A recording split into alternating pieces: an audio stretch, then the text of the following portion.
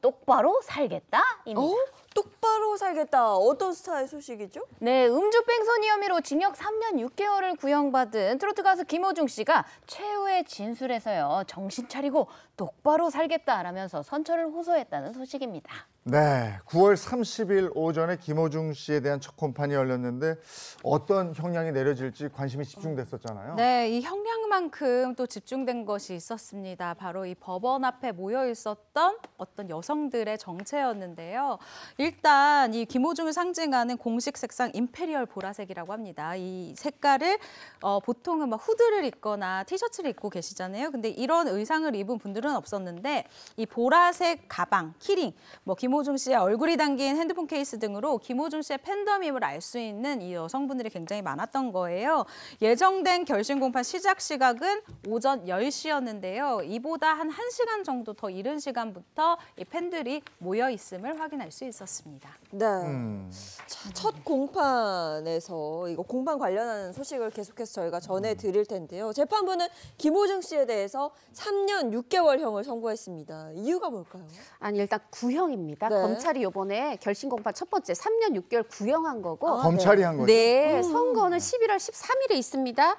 검찰이 3년 6개월 구형하면서 이렇게 얘기를 했어요. 이유를 밝혔습니다. 김 씨는 주취 상태에서 중앙선을 침범한 과실로 사고를 냈고 피고인들, 이거 사고 미조치만 한 게 아니었죠. 조직적인 사법 방해 행위로 국민적 공분을 일으켰다. 이렇게 구형 이유를 검찰이 밝혔습니다. 검찰 구형 3년 6개월입니다. 지난 5일에 처음으로 반성문을 제출한 것으로 알려져 있는데 최후 진술에서 지난 날을 후회한다는 뜻의 반성문이 제출됐다고요? 네, 맞습니다. 일단 이 피해자에 대한 사과의 뜻을 전했는데요. 피해자 선생님께 죄송하고 반성하겠다. 현재 이 시간까지 와보니 더더욱 그날 내 선택이 후회된다. 10번 잘하는 삶보다 같은 실수를 반복하지 않는 삶을 살아가려 노력하겠다. 정신 차리고 똑바로 살겠다라면서 이 양손을 모은 채 이 종이에 적어온 진술 내용을 천천히 읽었습니다. 네, 그렇다면 은영 씨, 김호중 씨의 소식에서 짚어봐야 할 육하 원칙은 어떤 건가요? 네, 2024년 연예계를 정말 떠들썩하게 만들었던 김호중 씨의 이 소식에서 체크해야 될 육하 원칙 포인트는요. 바로 왜입니다. 징역 3년 6개월을 선고받은 김호중 씨가요. 보석 신청을 했기 때문입니다. 똑바로 살겠다 이러고 반성을 했는데 보석 신청했습니다. 왜일까요? 발목 통증 때문이라고 해요. 그 김호중 씨가 이 발목 불편해하고 아파하는 거는 많은 분들이 다 알고 계실 겁니다. 그런데 이거 그럼 진작 좀 이게 수술하고 그랬으면 좋았는데 살인적 스케줄로 너무 바빠서 수술 못했고 이제 감옥에 들어갔잖아요. 이제 5월 말에 들어갔는데 그때부터 이제 약을 먹었는데 이 김호중 씨가 먹는 약이 마약류로 분리가 돼서 이 약 못 들어와 했다는 거예요. 그래서 지금 약도 먹지 못하고 호소하는 거죠. 약도 먹지 못하면서 통증을 아는 채 수감 생활을 하고 있습니다. 그러니 보석으로 석방되게 해주십시오 신청을 한 겁니다. 네, 그렇다면 이에 대해서 검찰 입장은 어떤가요?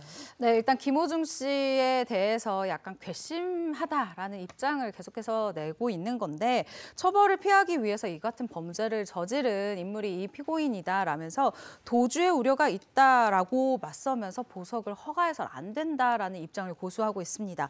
이런 검찰의 주장에 대해서 김호중 측은요.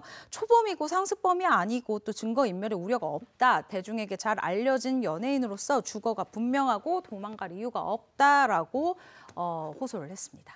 김호중 씨가 오래전부터 발목 통증을 앓아왔다는 건 사실입니까? 네, 사실입니다. 김호중 씨가 초등학생 때 운동을 하다가 발목을 이렇게 심하게 접질렀는데 엑스레이를 찍어보니까 인대가 늘어났고 그 이후부터 발목 통증이 굉장히 고질병이 됐다고 합니다. 이 발목 통증이 가장 심할 때가 5, 6년 전 정도였는데요. 발목에서 정말 드르륵 소리가 나기도 했지만 제대로 치료를 하지는 않았다고 합니다. 그렇다면 김호중 씨에 대한 이 보석 허가 여부 언제 결정될까요? 사실 이거는 이 재판부가 밝히지 않았어요. 요번에 1차 구형 3년 6개월 있었죠. 같이 보석 신문도 같은 날 이제 신청돼서 신문이 이루어지긴 했는데 1차 그 선고가 있는 11월 13일 날 할지 아니면 그 사이 중간에 어떤 그 결과를 내보낼지 이 부분에 대해서도 아직까지는 밝히지 않고 있습니다. 네, 이번에는 김호중 소리끼리 소식에 대한 얘기를 한번 해볼 텐데 음주 뺑소니 사고가 일어난 다음에 이거 철거 논란이 있었는데 지금 어떻게 되어 있습니까? 일단 이 김호중 소리끼리 뭐냐라고 궁금해하시는 분들 있을 것 같은데요. 이 김천시가 김호중 씨가 졸업했었던 이 김천예고 그리고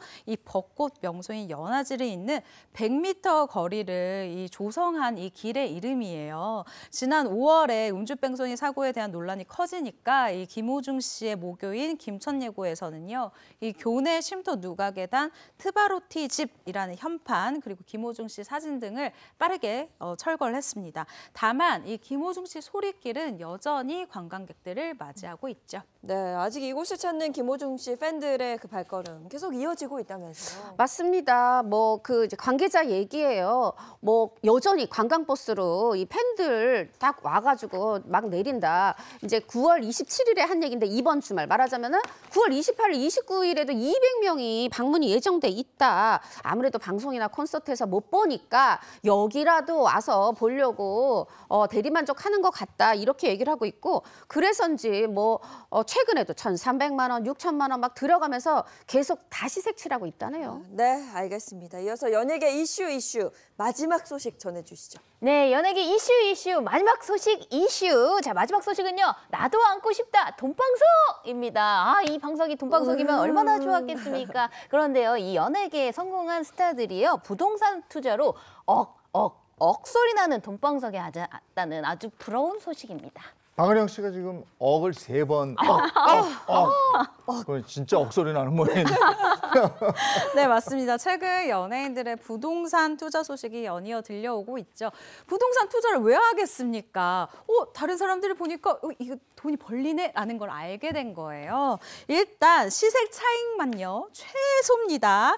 이 오늘 소개해드리는 분들이 수십억에서 수백억까지 이르는 경우가 있다고 하는데 대표적으로 송혜교 씨, 그리고 박서준 씨, 그리고 윤호 씨가 이 주인공입니다. 네. 너무 부럽네요. 그냥 뭐 몇 억 해도 부러울 텐데 수백억까지 예. 얘기가 나온다는 거죠. 제일 최다 윤호 1등 얼마 245억. 근데 이거도 놀랍죠. 이거 평생 버는 게 아니라 막 다음 생까지 벌어도 못 벌 돈인데 이거를 버는데 걸린 시간 채 10년이 안 돼요. 8년에 245억 이게 1년에 얼마야? 와. 네, 일단 부동산 지난 값이 너무 뛰네. 그러니까요. 29일입니다. 부동산 업계에 따르면요. 가수 윤호 씨가 245억 원을 무려 8년 만에 벌어들였다라고 얘기를 하는데요.